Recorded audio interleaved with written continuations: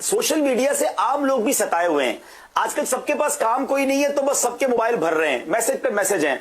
अब मुझे मैसेज आया, एक बहुत अच्छे कारोबारी इस्लामी भाई हैं, शख्सियत है, वो कहते हैं भाई हमारे मोबाइल पे सब्ज गुंबद की तस्वीर आ गई, काबे शरीफ की तस्वीर आई, कुरान की कोई सूरत आ गई और नीचे लिखा हुआ है काफिर ही होगा जो इसको फॉरवर्ड नहीं करेगा। या इतने लोगों को फॉरवर्ड नहीं करोगे तो तबाह हो जाओगे, और इतने लोगों को फॉरवर्ड करोगे तो अभी अभी आपको खुशखबरी मिलेगी।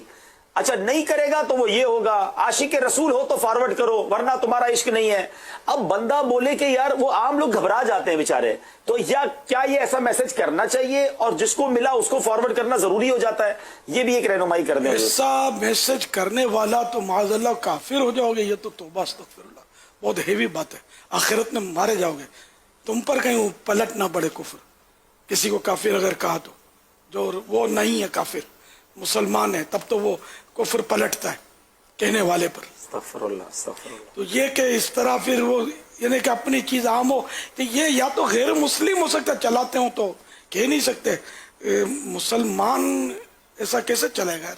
अल्लाह बेहतर जाने यार, लोग तरह तरह की बातें चलाते रहते हैं उससे, तो इसी बातों पर बिल्कुल एतमाद नहीं करें, बिल्कुल एतमाद नहीं करें। इंशाअल्लाह वही होता है जो मंजूर खुदा होता है। इसके इस बेवकूफ़ के कहने से वो थोड़ी कुछ होगा, बिल्ली के कहने से वो छिक्का थोड़ी टूट जाएगा। पहले छिक्के होते थे ना, बाद में फ्रिज तो ईजाद हुआ है ना,